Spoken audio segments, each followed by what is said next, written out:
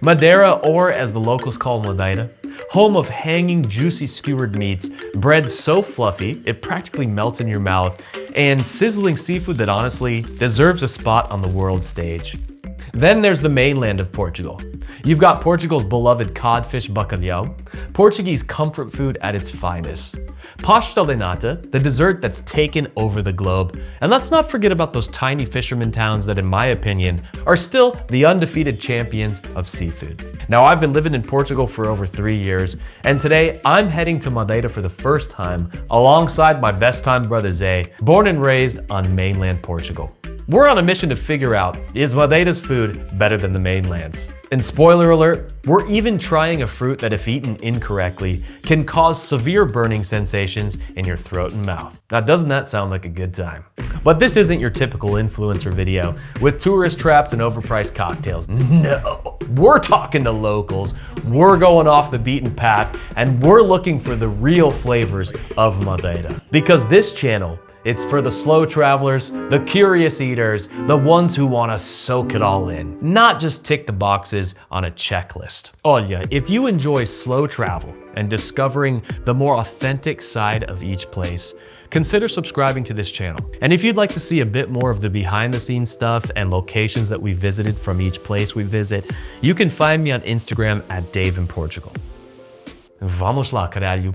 We arrive on an evening flight from Lisbon to Funchal and are looking to get straight into it. Let's see what Funchal has to offer for our first meal on Madeira.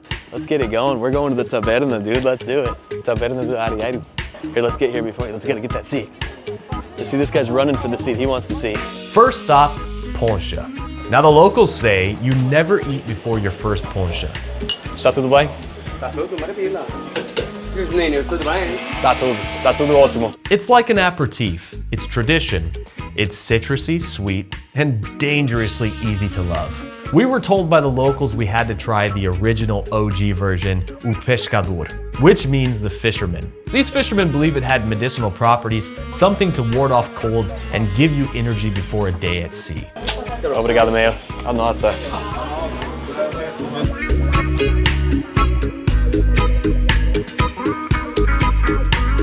The classic poncha is simple: aguardente de cana, sugarcane brandy, or rum depending on who you ask, mixed with fresh lemon juice and honey. But these days, you'll find poncha mixed with all kinds of tropical juices grown right here on the island. Passion fruit, mango, but watch out! If you're in the right poncha bar, and I mean the kind with scratched up counters, regulars shouting over the television, and bartenders who don't bother measuring their pour, it's strong. Even after one, you'll be feeling it. Well, Zay and I had a couple, which meant it was time to find some food to soak it all up. So we headed to Santo Antonio, a small village with a big claim to fame, the birthplace of none other than Portugal's most famous export, Cristiano Ronaldo. But we weren't here for football. No, we came for what might be Madeira's most beloved dish.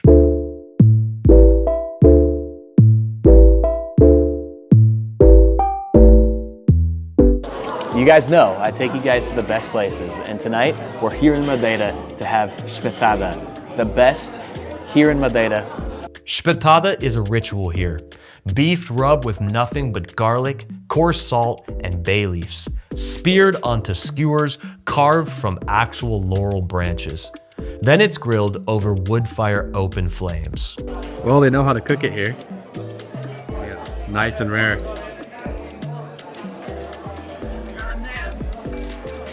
Oh man, that's a treat. That is a treat. Seems really tasty and tender.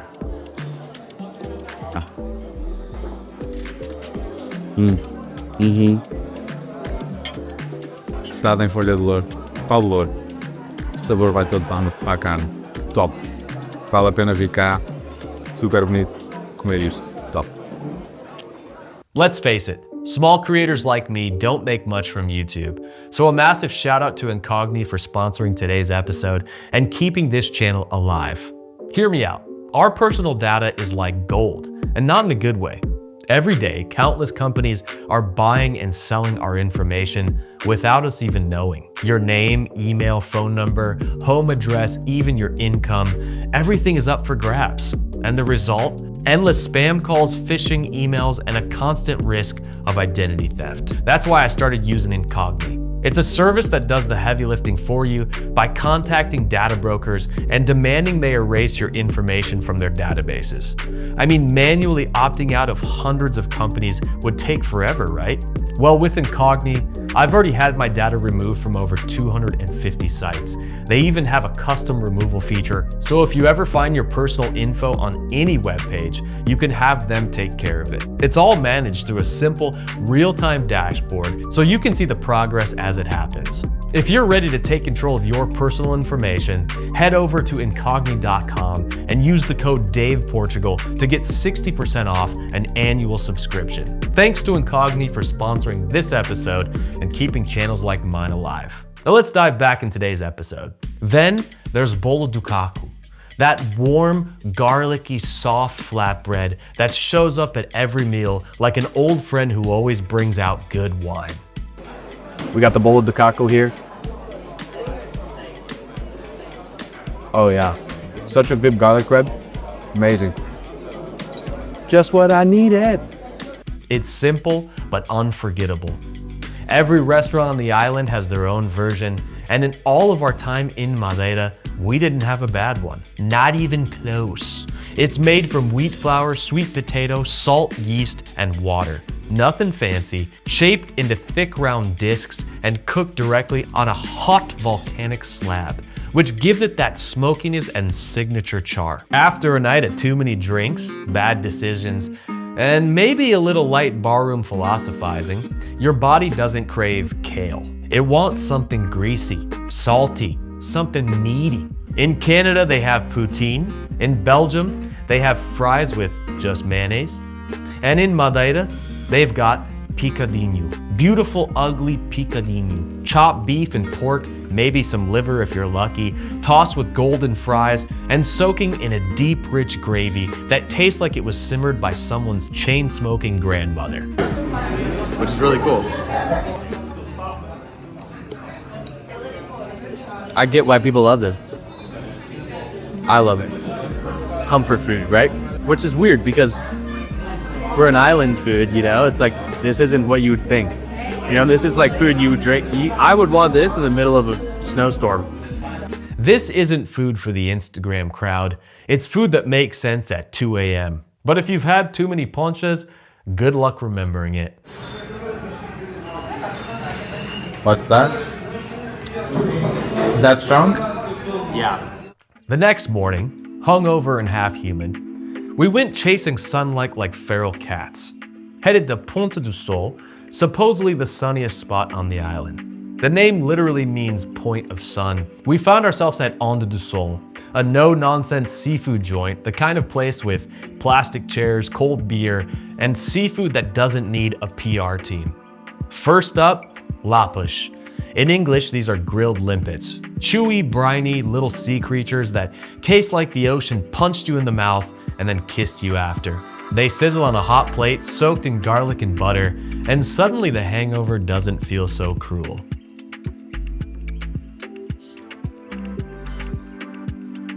Oh my good God. Yeah. That is amazing. That's better than a mussel. But it's way more tender. Whoa, I like it. It's not as chewy as a mussel. So if you don't like mussels, you want something that's a little bit better, this is somewhere in between a mussel and a clam. It's got a crazy shell to it. And it is ridiculously tasty. So one of the secrets with the lapas here is that they've been using this pan for a long time. That seasoning is what gives it such an amazing flavor. They must get this super hot, put the wine, the butter, whatever they put on there, garlic, flash cook them, and my goodness, you have some of the most delicious shellfish I've ever had in my life. Then came peixe espada, the infamous black scabbard fish. It looks like something that crawled out of a nightmare, all teeth and shadows, but tastes like it came from a much kinder world.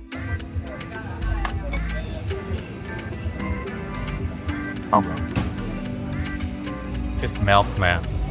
Just melt. Nice flavor. Garlicky. This espada is so good. This is seriously the best fish I've ever had in my life. I'm not even kidding. This makes like fried fish from like fish and chips look like food for like elementary school kids. This is so good. If you've never had espada or you come to Madeira, you have to try this. You literally have to try this. This is one of the best fishes I've ever had in my life. I'm serious. It's so flaky, so good. Fuck.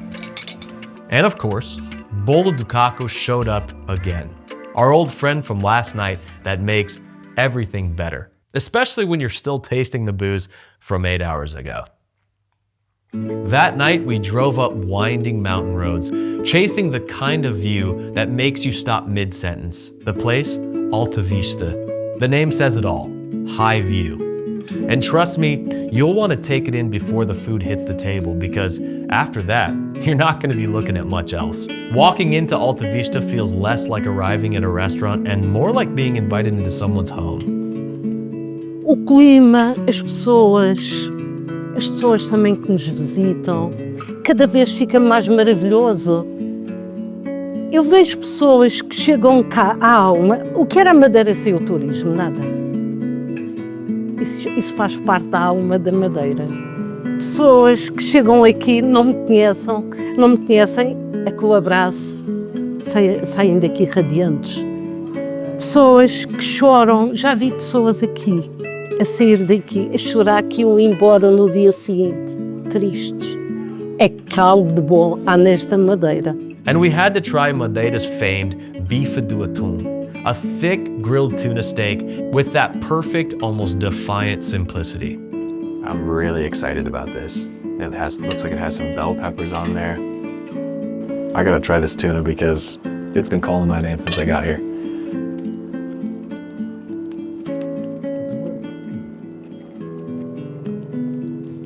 This is emotional food. It's like soul food home cooking. This is basically like having a home cooked meal here. If you want to taste what real food in Madeira tastes like, local food, made, homemade, Altavista, this is the place to come to. For dessert, passion fruit pudding, paired with her signature passion fruit ponchas. A minha sangria de maracujá. Tantas pessoas, por vezes, a me mandar mensagens, querem a receita da sangria. Verdade. E eu dou a receita. Dou. Falta qualquer coisinha, mas não se pode dar tudo. Mas isso faz parte do negócio, não é? E o senhor gostou de estar cá?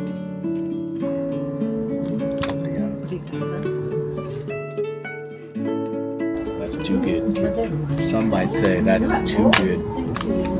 Uh-oh. One thing we noticed immediately, the people in Madeira, so welcoming, like genuinely warm. Agora vão provar um vinho de Madeira, está bem? Oferta da casa. Foram mais ou menos 9 anos que instalação. Isso é o vinho Madeira. Ok. Vamos fazer um brinde. Uma pinguinha. Não posso beber muito, senão eu vou ficar... Espera, isso para parecer... Oh, não. Eu falo tudo, não falo nada. Eu deitei um pouco de água que eu não posso... Só para a foto, porque eu não posso beber muito. Ok. Saúde. À nossa. Para cima, para baixo, ao centro, para dentro. E viva a Madeira!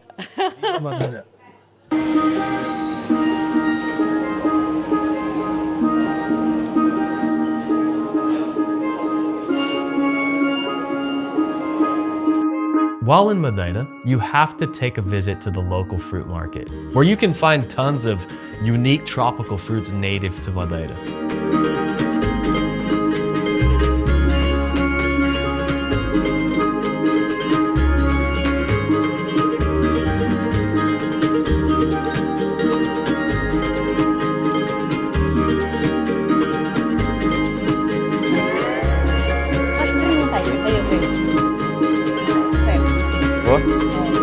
E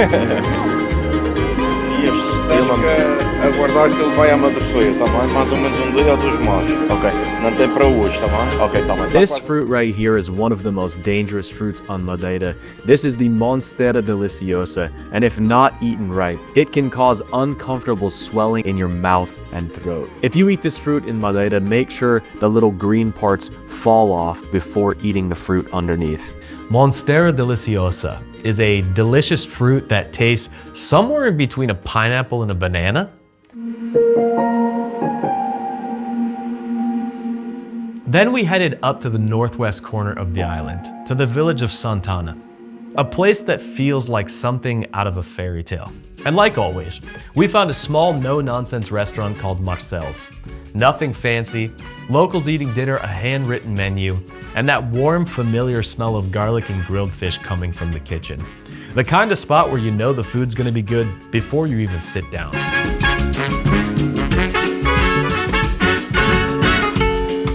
We started with a salada mista, a simple mixed salad. Just fresh, crisp lettuce, tomatoes that tasted like they came out of someone's backyard, a drizzle of olive oil, a splash of vinegar, clean, bright, and exactly what you want when the ingredients are that fresh. Then came the gambas, big, juicy shrimp, sauteed in garlic and oil, still with their shells on. The kind of thing you eat with your hands, making a mess and loving every second of it. Just don't forget to suck the head because it's the best part. Next, we couldn't resist another round of bife do atum, the Madeiran tuna steak. It's seared on the outside, tender and pink on the inside. And finally, we tried something called the Nikita. Think of it as Madeira's pina colada, but instead of rum, it's made with pineapple ice cream, beer, and wine. Yes, beer and wine. Let's give it a try.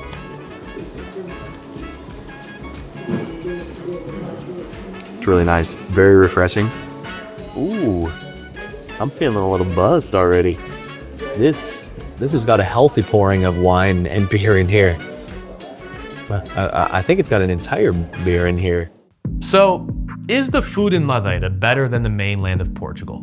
Well, to be honest, that's not really the point of this video. The real question is, are you willing to show up with curiosity and respect? Because this island, with its warm people and wild flavors, it deserves more than just Instagram stories. Well, as the old Theodore Roosevelt quote goes, comparison is the thief of joy. But let's be real, you probably wouldn't have clicked on this video if I didn't slap a dramatic clickbaity title on it. Don't hate the player, hate the algorithm. Olha, if you enjoy slow travel and discovering the more authentic side of each place, consider subscribing to this channel. I'll be sharing more videos like this almost every week. And if you'd like to see a bit more of the behind the scenes stuff and locations that we visited from each place we visit, you can find me on Instagram at Dave in Portugal. This is some guy named Dave in Portugal. Thanks for watching, and hopefully we'll see you next time.